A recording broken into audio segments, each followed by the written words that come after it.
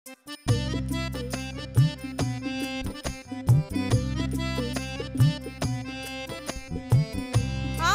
মানুষ রঙিন ফানুষ বসত করি দুনিয়ায়, কেউ বা রাজা কেউ বা প্রজা কেউ বা গরিব অসহায়। এই দুনিয়া রঙের মেলা, চলছে কত রঙের খেলা। রঙের ভান্ডার শেষ হইলে সেদিন হবে কি উপায়? রঙের ভান্ডার শেষ হইলে সেদিন হবে কি উপায়?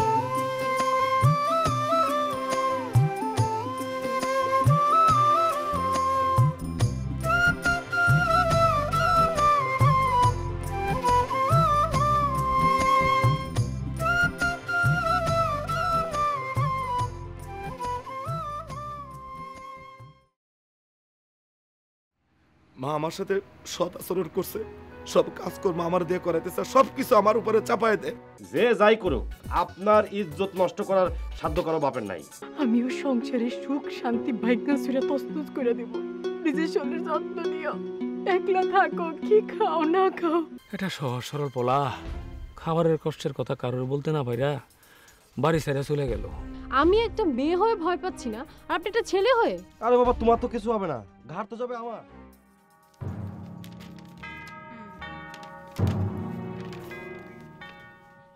মা পাশের বাড়িতে গেছে।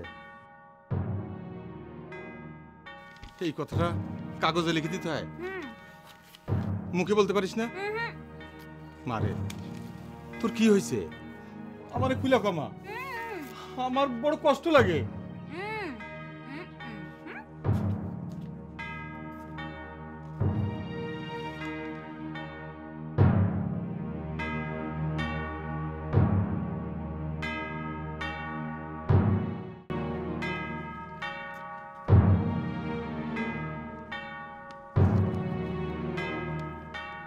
আব্বা, আমি 1 বছরের মধ্যে আপনার সাথে কথা কইতে পারুম না।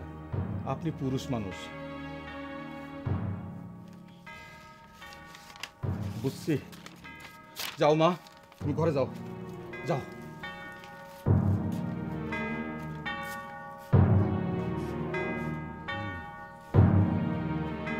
মাইয়াটার উপর বোবাজিন ভর করছে। বাবা, তুমি ছাড়া কোনো গতি নেই বাবা। অল্পনা বয়সের চোখে নাচেরি, আমার মন তুই কেন করলে চুরি।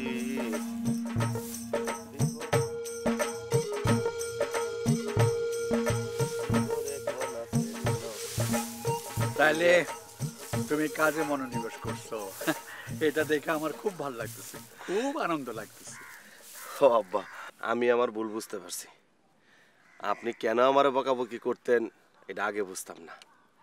আসলে আব্বা, কাজ করে খাওয়ার মধ্যে যে আনন্দ, পরিশ্রমের মধ্যে যে সফলতা, এইটা আমি কাজ করতে করতে বুঝছি।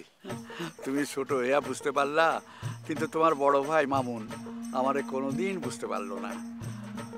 অভিমান কইরা বাড়ি থেকে চলে গেল। আব্বা, মামুন ভাই আপনার বড় ছেলে, আপনার সাথে রাগারাগি করে সে বাড়ি ছেড়ে চলে গেছে। মামুন ভাই যেমন কষ্ট পাইতেছে, মামুন ভাইয়ের লাগে আপনিও কষ্ট পাইতেছে। তা আমার কি ধারণা জানেন আব্বা, মামুন ভাই আপনারে ভুল বুঝে থাকতে পারবো না। একদিনে একদিন ঠিকই দেখবেন চলে আইছে। তা তো আইবই, নিজের বাড়ির মায়া ত্যাগ করে বেশি দিন থাকতে পারবো না। আব্বা, আমি তো এখন সংসারে হাল ধরছি। সংসারের সমস্ত কাজকর্ম আমি একলাই করব। সংসারে কাজকর্ম নিয়ে আপনি কোনো চিন্তা করেন না। মামুন ভাইয়ের জন্য আমি একটা অনুরোধ করব। মামুন ভাই যদি ফেরত আসে, তার একটা বিয়া করাই দেন। বিয়া করাইলে আর আপনারা স্যার এই সংসার ছাড়া সে কোনো দিন যাইব না। কি কস? এই পাটোয়ারি বাড়িতে কোনোদিন কোনো ভালেমের বিয়া হইব না। মনোযোগ দিয়ে কাম করো।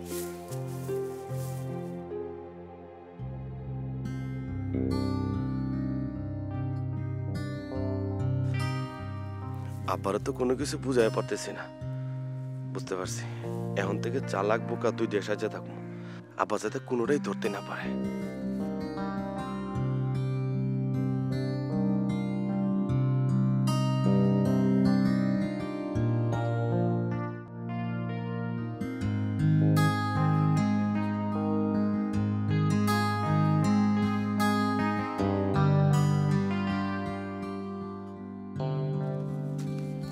আসসালামু আলাইকুম ভাবি। ওয়ালাইকুম সালাম, বসেন। কেমন আছেন? ভালো আছি, আপনি কেমন আছেন? এই তো আছি। তারপর কি ব্যাপার ভাবি, ওই শাকিল রেখে একটা ভালো ডাক্তার দেখাইছিলেন? জিন পরি ধরার রোগী কি ডাক্তারে ভালো করতে পারবো? কি যে কন না, জিন পরিতে যে ধরছে তাই বা আপনি কেমনে বুঝলেন?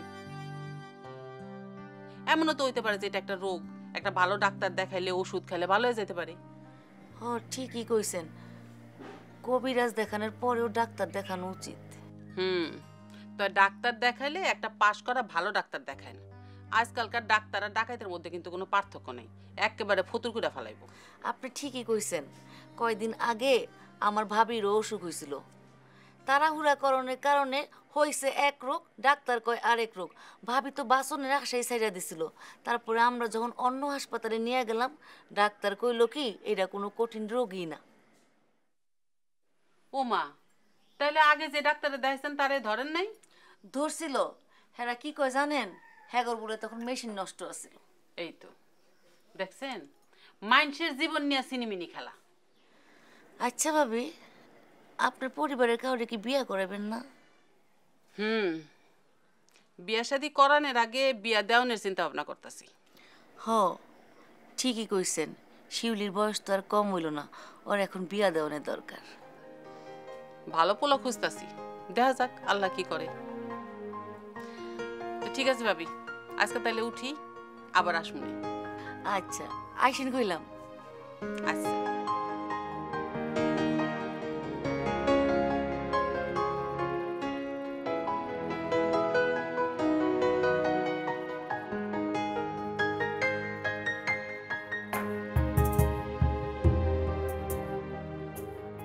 বুঝলি নাসির, বাবা বড় স্বার্থপর, প্রাইভেট চিকিৎসা করে।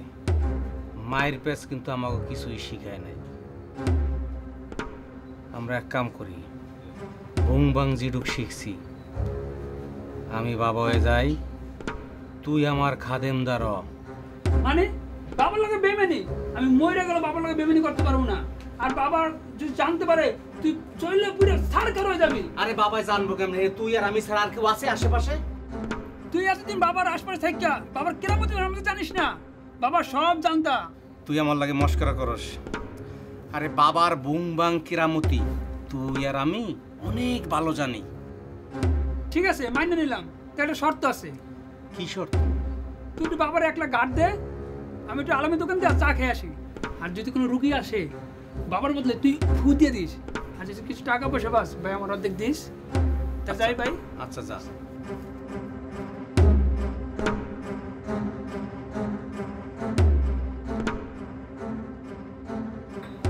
দেহি বাবাই কি করে।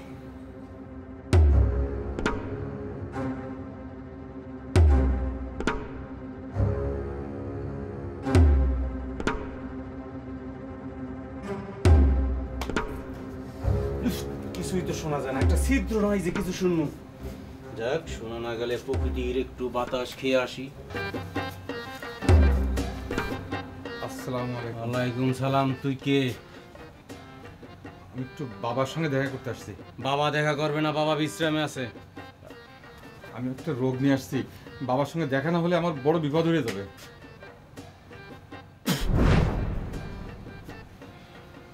আমাকে ফুটলেন যে অসুখ তো আমার না। তাহলে কার? অসুখ তো আমার মাইয়ার।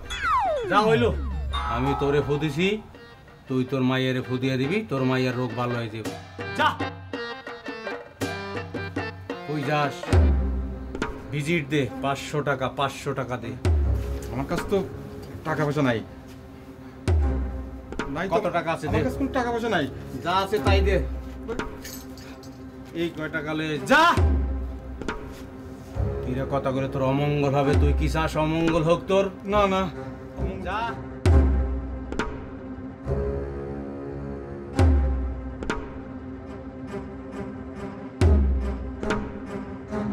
ও গেল চা খাইতে, আমি যাই প্রকৃতির হাওয়া খাইতে। বাবা তো হয়েই আছি।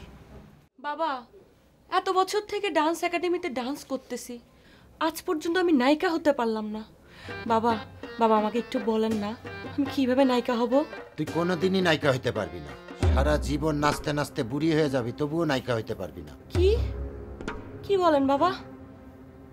আমি কোনোদিন নায়িকা হতে পারবো না? না, পারবি না।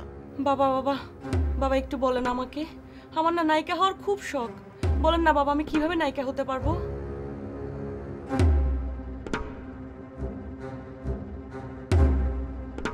বাবা বাবা, আমি একটা বিশাল সমস্যা নিয়ে আসছি, একমাত্র আপনি পারবেন আমার এই বিপদ থেকে উদ্ধার করতে। বাবা বাবা।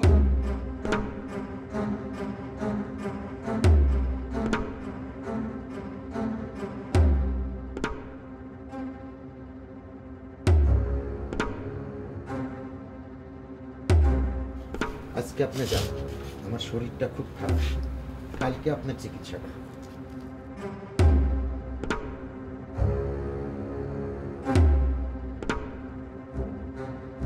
এই বাদল, নাসির, তোরা কোথায় গেলি? জি বাবা। কোথায় গেছিস? বাবা নাসির চার দোকানে গেছে আর আমি একটু প্রকৃতির ডাকে সারা দিতে গেছি বাবা। আরে প্রকৃতির সারে টাকা দেওয়ার সময় পাইনি।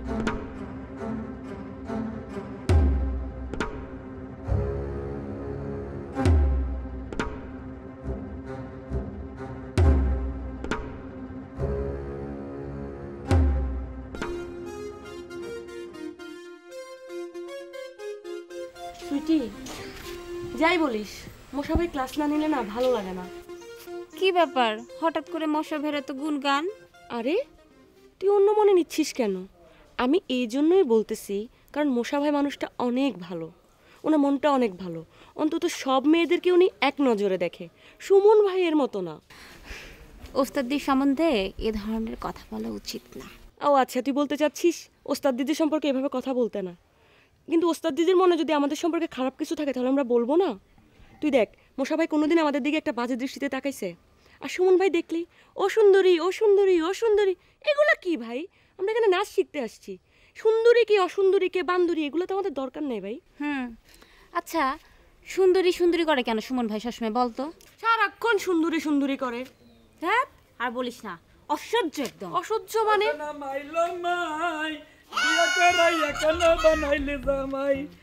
সকাল হইলে বউয়ে বলে করো গো কাম।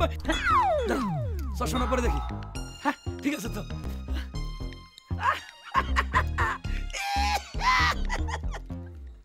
বাহ, ভালো ভালো ভালো। সুইটিয়া আমার সোনা স্তনপিত লাগো। আদার খাওয়ায় বড় করলাম আমি, আর বাসা বানলো আইসা সুমন ডান্স একাডেমি। ভালো, আগে তো আলম ভাই ছাড়া কিছুই বুঝতা না, এখন বাড়িতেও পাই না, দোকানের সামনে দিয়েও যাও না। ভালো, আমার টাকা দিয়ে ভর্তি হইয়া আমারই এড়াই এড়াই চালাও। ভালো, বোবা হয়ে গেছে আমার দেখে, এখন বোবা হয়ে গেছে। সারা জীবন আমার খাইলো, আমার পড়লো, দোকানে আলম ভাইয়া আমার চিপস চানাচুর সব খায়াটা আজকে আমারে ভুলা গেল। এখন আবার বোবা হয়ে গেছে। এই শুনেন, আমাদের ওস্তাদ জি আমাদেরকে নিষেধ করছে কোনো পুরুষ মানুষের সাথে কথা কইতে না। ও তো কয় না, আমিও কই না। দেখুন আপনারা কইতেছি ভদ্রতার খাতির এটা জানানোর জন্য যে আমরা কোনো পুরুষ মানুষের সাথে কথা কমু না। ও ওর কথা জানেন, ও কিন্তু ওর বাবার সাথেও কথা কয় না। কইরো না, বুঝছো? মুখের মধ্যে তখন ফিডার খাইতেছ। হ্যাঁ, ওরিপি ওরিপি না ওরপি। আচ্ছা ঠিক আছে, তোমারে কইতেছিলাম যে ওরিপি আমার ফাঁকি দিয়ে আইসা এখন আমার ধমক দিতেছে। ওরিপি ধ্যাত মিয়া, আপনারা বললাম ওরিপি না, আমার নাম ওরপি। তুমি যদি চাও আর কি, সুইটির জায়গাটা আমার এখানে এখন থেকে ব্ল্যাঙ্ক হয়ে গেছে আর কি, খালি আছে, তুমি আমার জায়গা দখল করতে পারো আর কি। এখন তো দিবাই, এখন তো আমার বিদায় করে দিবাই। সারাটা জীবন খাওয়াইলাম দাওয়াইলাম পড়াইলাম, আমার টাকা দিয়ে ভর্তি হইলা, এখন যাও যাও এত করবো। যাইতেছি।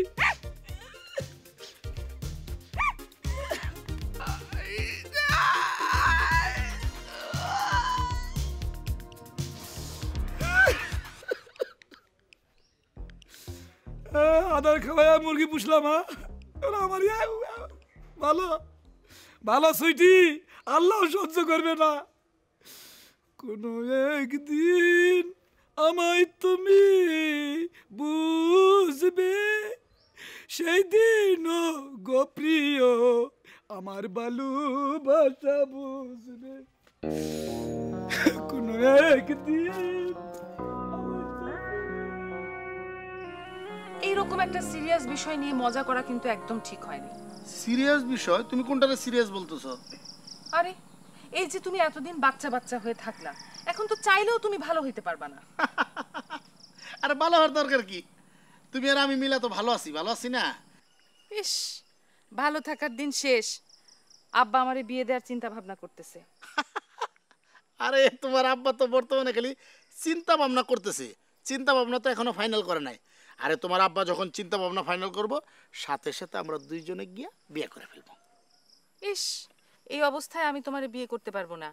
গ্রামের লোকজন সব হাসাহাসি করবে। তাহলে কাজ করি, গ্রামের মানুষের হাসাহাসি বন্ধ করে দেই, আমি ভালো হয়ে যাই। কিন্তু তুমি এমন হুট করে যদি ভালো হয়ে যাও, তাহলে গ্রামবাসীর কাছে বিষয়টা হাস্যকর হবে। এই তাহলে কাজ করো, তুমি এই বিয়েতে রাজি হইও না। হা হা হা, আব্বা বিয়ে ঠিক করলে আমি অমত করতে পারবো না, অত সাহস আমার নাই। তোমার সাহস না থাকলে কি আমার সাহস আছে। এই শাকিল কিন্তু এক কথার লোক।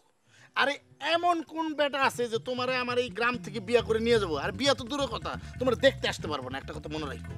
চলো এখানে বসবো না, এখন তোমার নেক ঘুরবো। তাহলে আমি কি সারা জীবন অবিবাহিতই থাকবো? আরে থাকবো না মানে, এখন আমরা প্রেম করতেছি, ঠিক আছে?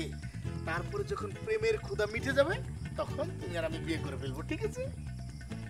চলো চলো না ঘুরে আসি অজানাতে।